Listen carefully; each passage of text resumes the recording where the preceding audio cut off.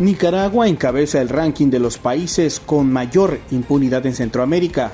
Expertos aseguran que la calificación no les sorprende, mientras dirigentes opositores señalan que la impunidad es el sostén de la dictadura. Además, organizaciones continúan demandando la liberación de Monseñor Rolando Álvarez. El obispo Silvio Báez manifestó que quienes usan el poder para someter sirven al diablo. Y en otras noticias, la comunicadora social nicaragüense Génesis Hernández Núñez nos comenta sobre su primer libro titulado No hay dudas en mí, que será lanzado esta semana. Bienvenidos al podcast ahora de Artículo 66. Les acompaña Slish Villachica y Marlene Balmaceda. Iniciamos de inmediato con las principales noticias de este lunes 27 de febrero de 2023.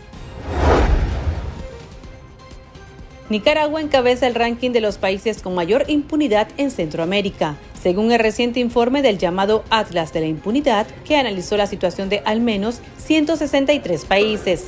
La investigación, llevada a cabo por un grupo de expertos del Consejo de Chicago sobre Asuntos Globales, con el apoyo de la consultora de riesgo político Eurasia Group, explica que impunidad es el ejercicio del poder sin rendición de cuentas, que se convierte en su forma más descarnada en la comisión de delitos sin castigo.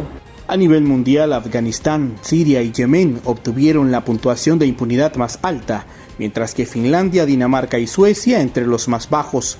En Latinoamérica, Venezuela está en el pico más alto de la impunidad, ocupando el puesto 11 del ranking mundial. Detrás la dictadura de Nicolás Maduro se encuentran Haití, con una puntuación de 15, y en el tercer puesto de países con mayor impunidad en América está Nicaragua, con un puntaje de 38. Analistas políticos de Nicaragua y críticos al régimen de Daniel Ortega y Rosario Murillo afirman que la impunidad en el país se agravó y se hizo más notoria a partir de la crisis sociopolítica de 2018. Los opositores Alexa Zamora y Héctor Mairena señalan que la puntuación se debe a los bajos niveles en los indicadores de gobernabilidad democrática y derechos humanos, pero a su vez es el sostén de su dictadura. Se debe precisamente a los indicadores que ahí se refieren. El primero es el de gobernabilidad democrática y estabilidad. Creo que no es un secreto para nadie que la gobernabilidad democrática está directamente relacionada con la institucionalidad, y Nicaragua no es precisamente el mejor ejemplo de institucionalidad, todo lo contrario, se ha venido desintegrando a tal punto que todo el poder se concentra en la pareja dictatorial. Por otro lado, otro indicador bastante relevante es el de derechos humanos, que si bien es cierto, el retroceso más evidente se ha dado de 2018 a la fecha, debido a no solamente la crisis sociopolítica, sino la escalada de la represión en Nicaragua, donde no hay ni siquiera libertad religiosa, como ya lo hemos podido constatar, y sin perder de vista, ¿verdad?, los procesos de desnacionalización arbitrarios que son violatorios de los más elementales derechos humanos. El otro es la libertad económica, la estabilidad, el cumplimiento de las leyes, y no es de asustarse que Nicaragua ocupe el primer lugar. Bueno, en primer lugar hay que señalar que bajo la dictadura de los Ortega Murillo la impunidad es promovida por el mismo régimen. La dictadura de los Ortega Murillo controla total y absolutamente el poder judicial y todo el sistema de justicia en Nicaragua. Y mediante ese control no solamente ha acusado, condenado a las personas que nos oponemos al régimen en juicios espurios, aplicando leyes que también carecen de toda legalidad, sino que también protege a quienes han cometido crímenes y corrupción. De tal manera que, como digo, la dictadura de los Ortega Murillo es quien mantiene en Nicaragua un sistema de impunidad, particularmente desde el año 2018. Pero este estado de impunidad frente a la corrupción y frente a los crímenes es el cemento que une al orteguismo y a sus adeptos. La dictadura, al mantener en estado de impunidad, y no solo de impunidad, sino de protección a sus criminales, así logra un apoyo que compra de esa manera. La dictadura de los Ortega Murillo es el sostén de la impunidad en Nicaragua y eso tendrá que cambiar necesariamente porque la democracia en Nicaragua la conquista de la democracia en Nicaragua está íntimamente ligada a la demanda de justicia. Por su parte, la socióloga e investigadora Elvira Cuadra señala que la impunidad es una práctica sistemática que el régimen ha impulsado entre los funcionarios públicos para encubrir actos de corrupción y graves violaciones a los derechos humanos. La experta en temas de anticorrupción, Marta Patricia Molina, también indica que los contralores no cumplen con su trabajo de fiscalizar. En Nicaragua la impunidad se ha convertido en una política y promovida desde la pareja presidencial Daniel Ortega y Rosario Murillo, y es una práctica sistemática que ellos han impulsado entre todos los funcionarios públicos para encubrir actos de corrupción, pero además graves violaciones a los derechos humanos. Con esa práctica de impunidad se ha protegido a personas, comenzando por el propio Daniel Ortega y Rosario Murillo, que han cometido crímenes de lesa humanidad. Los altos niveles de corrupción, el abuso de poder, la nula rendición de cuentas y el inexistente acceso a la información pública posibilita un incremento en la impunidad. Tenemos un poder ejecutivo que administra el dinero público sin rendir cuenta y también una Contraloría General de la República que no cumple con su trabajo de ser un ente fiscalizador. Al mismo tiempo, esta institución proyecta siempre cifras en su informe de gestión anual que responden a auditorías que son maquilladas para dar la impresión que las contrataciones del Estado y también el gasto del dinero público que se efectúan acorde a lo que establecen las leyes, pero esto no es así. Y cuando un ciudadano decide poner en práctica lo que establece la ley de acceso a la información pública y utiliza los mecanismos que ésta establece para fiscalizar a quienes fiscalizan, porque estos también deben de ser fiscalizados, entonces ellos comienzan a agredirte de la mejor manera que han aprendido, que es enviándote a los miembros de la policía sandinista para asediarte y amenazarte. El mecanismo para el reconocimiento de las personas presas políticas denunció que el obispo de Matagalpa, Monseñor Rolando Álvarez, continúa retenido de forma arbitraria desde el 3 de agosto del año pasado.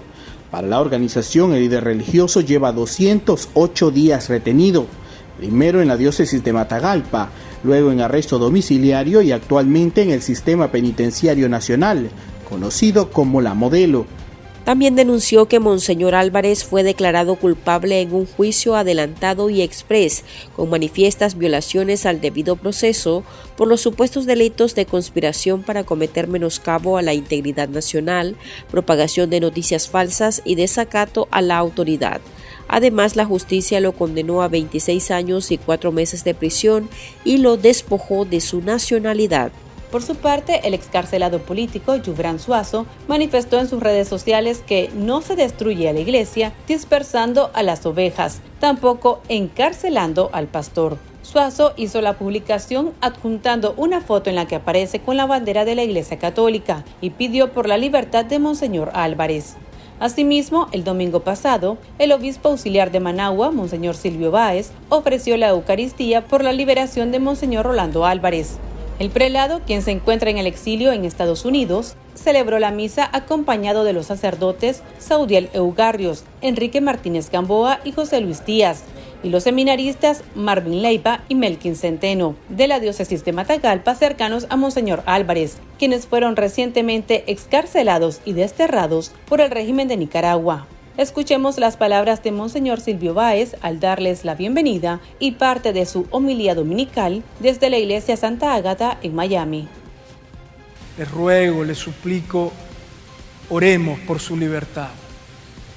Es un crimen atroz el que comete la dictadura de Ortega y Murillo contra el justo, contra el pastor.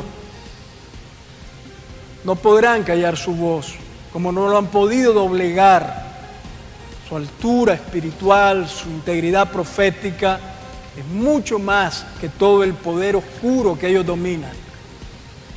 Que el Señor le conceda a mi hermano Rolando, en primer lugar, salud, fortaleza de espíritu y mucha esperanza para que muy pronto pueda estar libre en medio de su pueblo.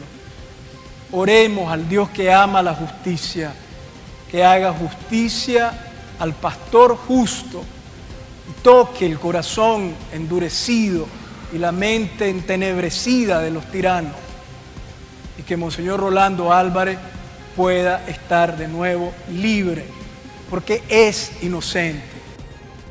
El diablo le revela algo muy importante a Jesús en el Evangelio de hoy. Le revela que es Él, el diablo, el que da el poder, las riquezas y las glorias mundanas, porque son suyas, y que Él se las da a quien lo adora. Por eso, quien tiene poder mundano es un ministro del diablo. Y quienes usan el poder para excluir, para someter y para oprimir, sirven al diablo y viven arrodillados ante el diablo.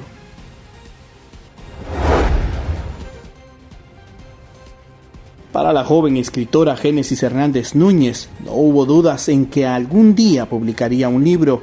Ese día ha llegado con un título que resume su fe. No hay duda en mí. Es el nombre de su primera obra que verá la luz el próximo 2 de marzo en la Alianza Francesa en Managua. La comunicadora social de 30 años informó que la editorial que le dio la bienvenida es Anamá Ediciones, la cual ha publicado obras de reconocidos escritores nicaragüenses como Ernesto Cardenal, Yoconda Belli y Claribel Alegría. Génesis Hernández señala que esto, más que un sueño, es un honor inmenso. Nos comenta que su libro es una recopilación de escritos que datan desde el 2015 a la fecha. La editorial Anamás refirió que la joven nacida en Masaya nos sorprende con su libro No hay dudas en mí, en el que su voz está presente de manera vívida, entre ensayos personales, artículos, cuentos y minificciones. Con esta obra, la autora se incorpora al catálogo de la colección 30 aniversario de la editorial. En conversación con Artículo 66, Génesis Hernández Núñez señala que nunca dudó en que publicaría sus escritos. No sabía cuándo o cómo iba a hacerlo, pero sí sentía dentro de sí que iba a suceder. El libro No hay duda en mí es una obra híbrida. Esto significa que tiene varios géneros. Tiene crónica personal, reseñas de libros, cuentos y minificción.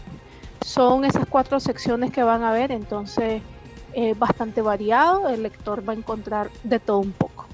¿Qué me inspiró a escribirlo? Bueno, sabes, los grandes temas universales, el amor, la muerte, la enfermedad, la realidad de la vida, por ejemplo, la pandemia, todo eso está ahí en el libro. Han sido situaciones, vivencias que me han movido por dentro en diferentes puntos de mi vida y por eso pues las escribí.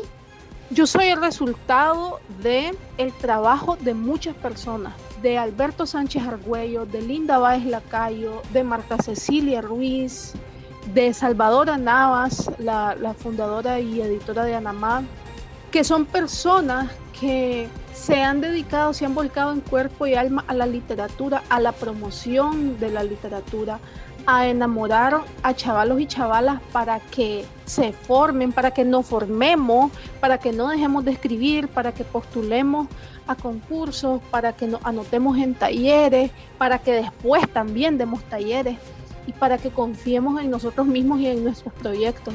Y es algo por lo cual yo estoy tremendamente agradecida y yo motivo a las personas jóvenes, mayores, a que confíen, a que se acerquen a alguno de estos grandísimos seres humanos que son. Eso para mí ha sido absolutamente fundamental. Definitivamente las 2 cosas más grandes que me han pasado ha sido el amor y el apoyo incondicional de mi familia, de mis padres, de mi hermano, de mis tías, y también la presencia, el empuje, como te decía, de estas personas. Aquí pues ser escritor de tiempo completo creo que es una ambición bien grande porque siempre necesitamos pues tener un trabajo aparte, ¿no? Digamos que la escritura es una pasión no siempre remunerada. Entonces uno necesita como, digamos que un trabajo principal que pueda ayudarte a mantenerte siempre en la escritura, pues. Por ahora, pues que yo estoy empezando, lo mejor es eso, es siempre tener un trabajo y dividir la vida, pues dividir la vida para tener esa felicidad de escribir y también para poder, pues, ir al mercado o al súper a comprar la comida, ya sabes, y pagar las cuentas y los servicios básicos. Publicar más obras, sí, definitivamente me encantaría, es un objetivo en realidad y bueno, esperamos que se dé. Mi libro está en Hispamer, en Literato, en las 2 librerías. También está en Anamá Ediciones, que queda en el costado sur del Parque El Dorado. Y también me pueden escribir a mí y yo también se los vendo, pues se los mando con una dedicatoria especial. Además de eso, este jueves 2 de marzo a las 6 de la tarde en la Alianza Francesa va a ser el lanzamiento oficial del libro. La entrada es gratuita, va a estar muy alegre, muy interesante. Y allí también va a estar de venta el libro y vamos a tener firma del libro al final del evento. Y estas son otras noticias que usted también debería saber hoy. El Ministerio de Gobernación canceló el viernes otras 25 organizaciones no gubernamentales, incluyendo la Asociación para la Promoción de la Lengua y la Cultura de Rusia y Nicaragua.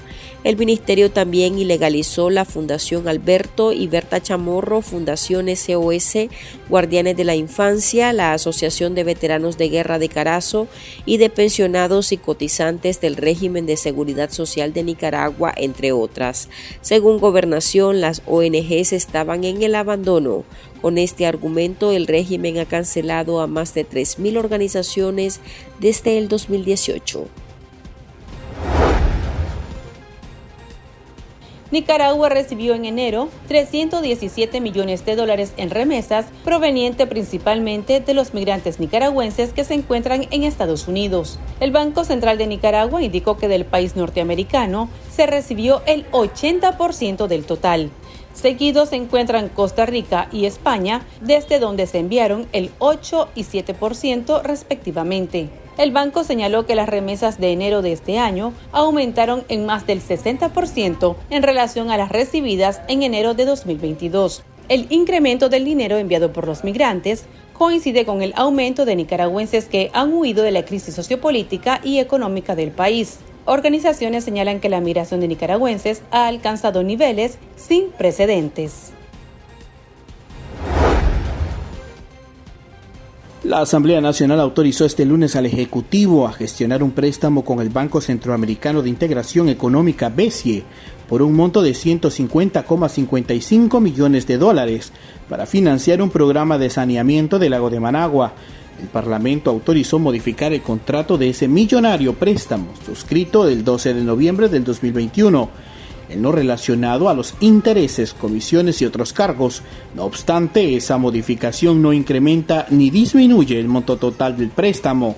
Según el decreto legislativo publicado en el Diario Oficial La Gaceta, organizaciones opositoras han pedido al BCE que condicione y fiscalice los desembolsos que ha hecho al régimen de Daniel Ortega. Aquí termina el episodio de este lunes. Recuerde que esta y otras noticias usted las puede leer en nuestra web www.articulo66.com. También puede suscribirse a nuestro podcast en Spotify y seguirnos en las redes sociales como Artículo 66 y en Twitter @Artículo 66 Nica. Hasta la próxima.